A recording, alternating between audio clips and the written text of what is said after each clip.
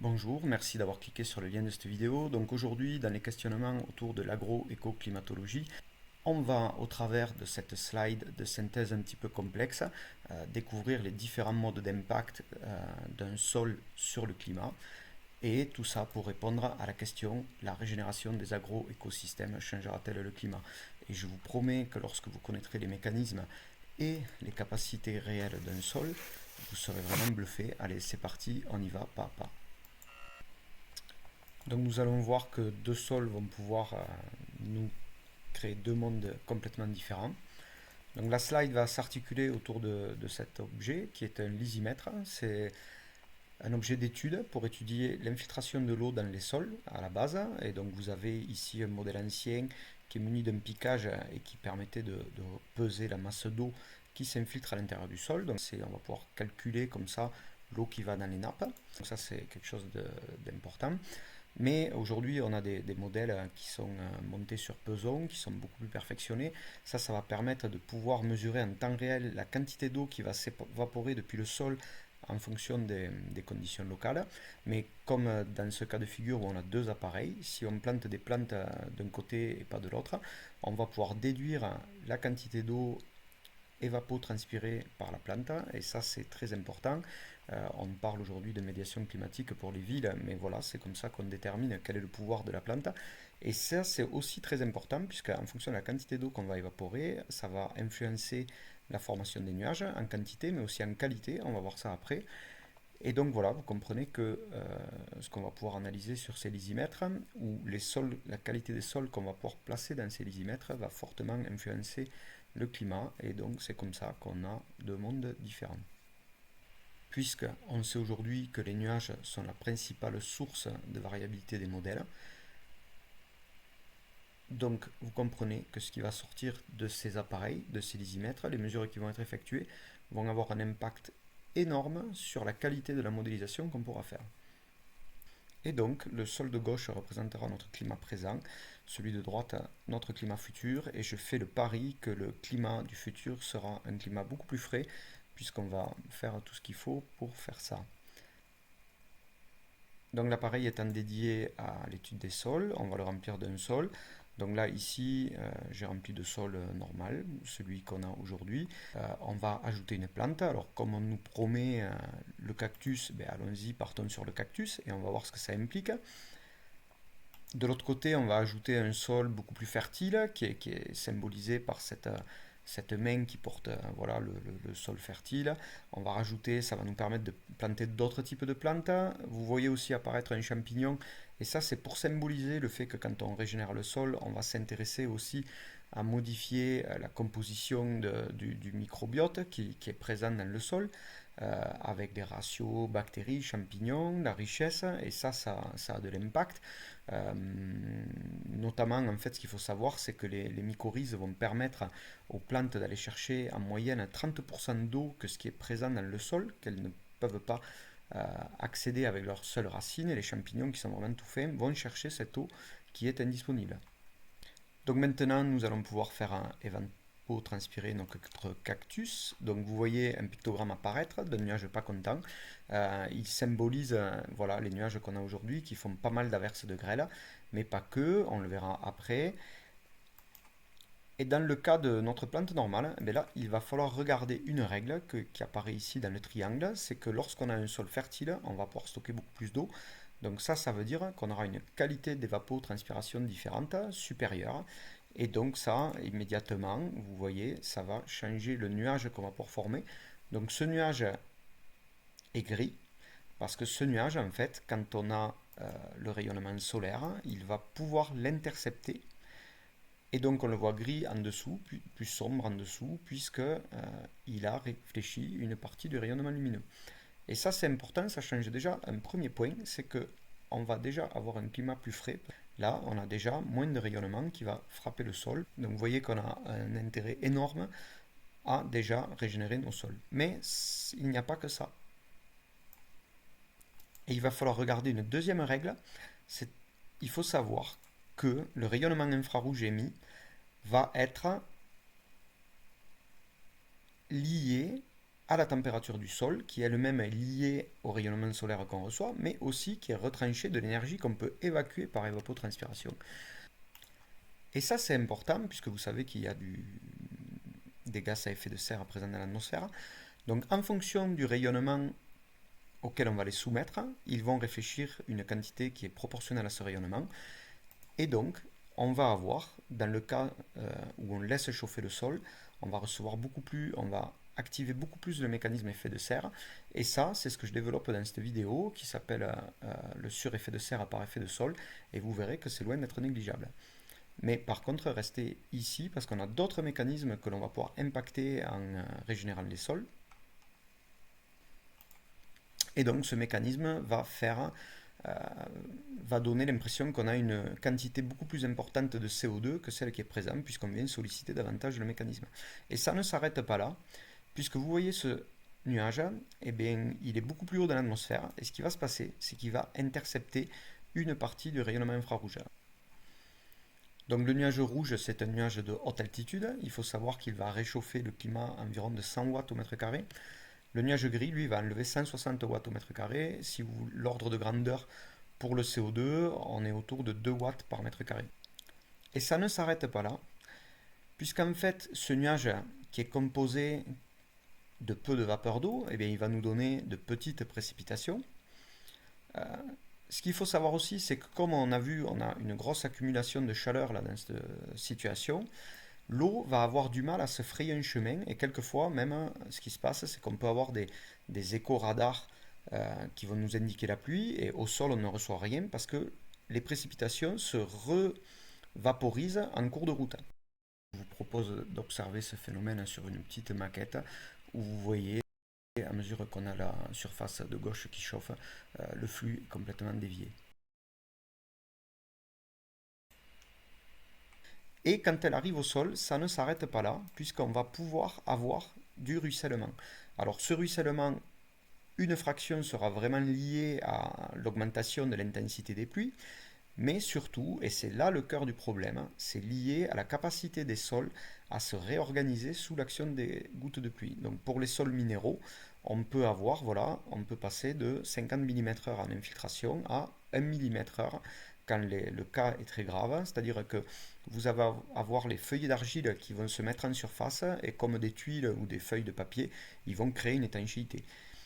Et ça, c'est bien ce que l'on constate à l'échelle de la France sur cette photo prise par Thomas Pesquet, où on voit que les sols ont la couleur des sols du désert, en quelque sorte, dépourvus de matière organique, des sols minéraux, et avec énormément d'emports de sédiments dans la Garonne qui vont jusqu'à la mer. Mais le souci, c'est que l'eau part à la mer, et c'est comme ça qu'il manque l'eau, et c'est comme ça qu'on engendre tous les phénomènes que vous avez sous vos yeux qui font qu'on a un climat détraqué. Tandis que de l'autre côté, il y a autre chose qui va changer en plus de la teneur en matière organique, c'est qu'on va avoir, comme on nourrit l'activité biologique, on va pouvoir avoir des vers de terre. Et ça, comprenez immédiatement que les vers de terre vont pouvoir avoir un impact énorme sur l'infiltration, puisqu'ils font des galeries très profondes et verticales. Donc ça va changer la quantité d'eau qu'on va pouvoir mesurer au niveau du piquage, mais aussi dans nos nappes. Maintenant, on va s'intéresser à notre goutte de pluie. Mais alors là, la situation va être un peu différente à ce qu'on a vu tout à l'heure. Ce qu'il faut voir, c'est que comme le nuage fait de l'ombre, ça va changer les choses. Donc si on s'intéresse à l'ombre, vous savez tous que si on prend la température des deux côtés, ben, il va y avoir un écart. Donc en général 5 à 10 degrés. Et ça, c'est à peu près autant que 750 à 1500 mètres d'altitude. Donc éventuellement, vous savez qu'il peut pleuvoir davantage sur le relief et éventuellement on pourrait avoir de ça. Donc ce qui se passe, ce qu'il faut voir, c'est que si vous avez 1 litre de vapeur d'eau, que vous le condensez, et bien ça va donner une goutte d'eau toute petite, de la rosée. Donc si on voulait augmenter en cette période de sécheresse la quantité d'eau dont disposent les plantes, eh bien, il pourrait être judicieux de faire de l'ombre à ces plantes et éventuellement aussi au lysimètre pour étudier l'impact sur le climat. Mais l'effet ne s'arrête pas là. Ce qu'il faut voir aussi, c'est que quand on contracte cette vapeur d'eau, et vous voyez, je fais ce geste, on va passer d'un volume occupé de 1 litre à 1 millilitre, et ça va générer une place à prendre Alors dans le cadre de la bouteille, ça va la mettre sous vide et on pourra aplatir des bouteilles de plastique. Dans le cadre du climat, bien sûr, on ne va pas générer du vide, mais ça va pouvoir, l'air étant visqueux, contribuer à former des dépressions. Et ces dépressions, vous le savez, c'est la pluie. Et on aura certainement plus de pluie qui pourront être infiltrées puisque tout va bien. On a un sol qui est, pas, qui est couvert, qui n'est pas vulnérable à la battance, qui va pouvoir infiltrer l'eau. Et ainsi, on pourrait avoir beaucoup plus d'eau dans nos nappes si on restaurait nos équilibres initiaux.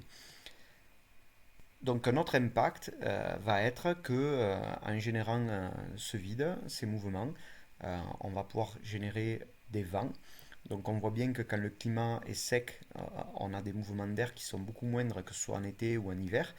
On a une physicienne russe qui s'appelle Anastasia Makarieva qui a fait les calculs et qui dit qu'en déshumidifiant l'air, elle retrouve les vitesses des vents. Donc aujourd'hui, on ne sait pas trop, vu qu'on ne modélise pas ces choses-là dans les simulateurs. On ne sait pas quelle est la part de la mise en mouvement de l'atmosphère par le phénomène de déshumidification, mais ce qu'il faut comprendre, c'est que si on affectait l'humidité des sols, forcément, on va affecter la mise en mouvement de l'atmosphère. Et voilà, quelquefois, peut-être quand on a des situations de blocage, c'est peut-être lié à ça, c'est peut-être qu'on n'a pas suffisamment d'eau pour mettre en mouvement et réamorcer la pompe. Alors quelquefois ça va se réamorcer parce qu'on a du bol et on a un gros paquet d'eau tout prêt à tomber qui tombe dessus et tant mieux. Mais si cette eau était liée à l'évaporation de d'autres plantes ailleurs et de la mise en mouvement euh, des masses d'air en amont sur un autre continent, ben, peut-être on aurait moins de chances de réamorcer notre flux climatique.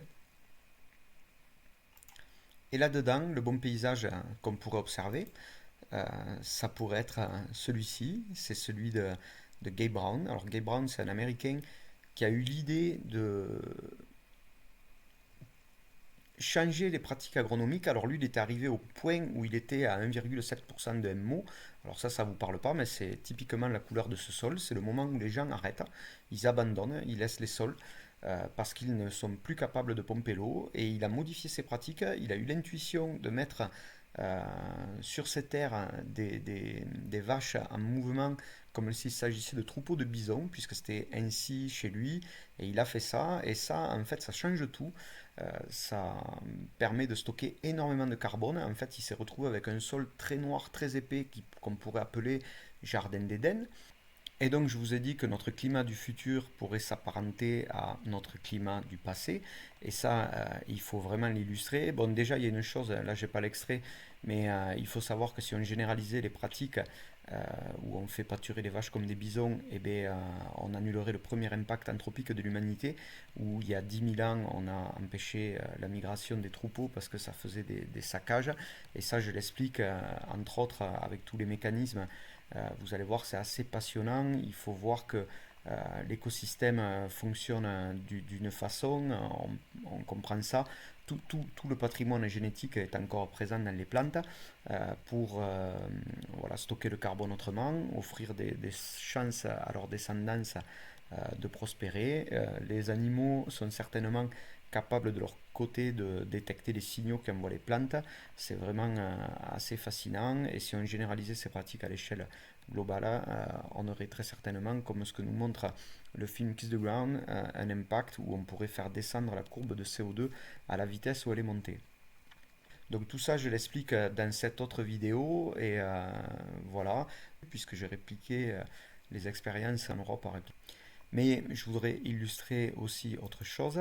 Donc un très bel exemple qui est celui de l'arrêt du dry farming. Alors le dry farming, c'est quoi? Donc ça se passe aux États-Unis, dans la zone justement autour de Gay Brown. Donc ce qu'il faut savoir, c'est qu'aux États-Unis, ils ont à peu près 70 ans de recul dans la régénération, puisqu'ils ont eu, vous savez, les problématiques de Dust Bowl il y a 70 ans, où les sols s'emportaient avec le vent, ils ont perdu énormément d'épaisseur de sol.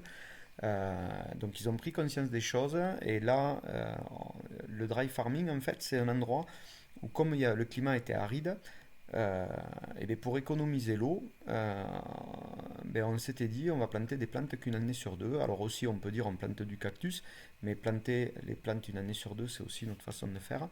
Ils ont arrêté ça, et je vous montre ce qu'on voit. Vous allez voir, c'est bluffant. Voilà, sur 50 ans, on a une zone des États-Unis, autour de chez Gay Brown, où en fait, au lieu de chauffer, ça a gardé la température, voire ça a même refroidi. Donc vous voyez que ce serait possible. Sinon, regardons un petit peu plus dans le détail. En fait, voilà, pour toutes les saisons, on voit qu'on a surtout de l'impact l'été. En fait, c'est le moment où on tombe normalement en panne parce on n'a plus d'eau pour capter la pluie. Eux, ils ont réussi à lutter contre ça. Il y a moins de sécheresse et du coup, ils peuvent faire leurs nuages en été. Ça explique, ils ont aussi leur évapotranspiration et ça explique qu'ils puissent refroidir le territoire. Il y a rien de sorcier. Et alors là, ce qui est très intéressant, c'est que quand on en discute avec les climatologues, ils disent ah oui, mais là-bas, les courants d'air ont changé. Et en fait, chaque fois que j'ai pu discuter avec eux, leur citer des exemples où on sait qu'il y a de la régénération ou de l'impact sur les plantes qu'on plante, parce qu'aussi, des fois, on peut euh, remplacer des plantes qui vont être capables, avec des systèmes racinaires très très longs, d'aller chercher l'eau qui était tombée bien longtemps en amont et éviter la panne.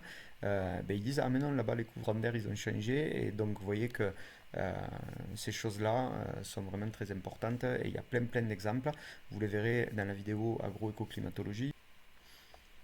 Voilà, et disons que ce que je suis en train de faire là, ça peut s'apparenter à un retour à chaud sur les conséquences de la régénération. Et voilà, ce qu'il faut comprendre et savoir, c'est que ces choses-là sont, pour les aspects stockage, séquestration de carbone, euh, c'est 20 fois plus rapide que ce qui est admis. Mais derrière, il y a du fondement. Vous verrez, il y a énormément de facteurs à maîtriser pour déclencher les processus qui sont vraiment ancrés dans le patrimoine génétique des plantes et dans la perception que peuvent avoir les animaux des signaux qu'elles leur envoient. Et aussi, concernant les mécanismes sur l'infiltration, c'est grâce à cet Américain aujourd'hui qui a régénéré très vite les sols qu'on peut retrouver les valeurs que personne n'a consignées sur des carnets pour savoir à quelle vitesse infiltrer les sols. Donc, il a démarré à 12 mm/h, puis il a communiqué qu'il était à 200, aujourd'hui il est à 760. Donc ça, je l'explique dans cette vidéo sur les propriétés d'infiltration des sols. Enfin, tout ce dont on a parlé là, c'est dans cette vidéo. Vous pouvez regarder, vous verrez comment on a un facteur 500 pour le même endroit sur la capacité d'absorption de ce qu'on peut nommer, vous l'aurez compris, le carburant du climat frais et humide. Tout ça, bon, il faut savoir que c'est absent de la modélisation, et comprenez que ça va pouvoir avoir un impact phénoménal sur les conséquences du réchauffement et la vision qu'on peut avoir dans les solutions à apporter. Donc voilà un sol vivant, sec mais vivant.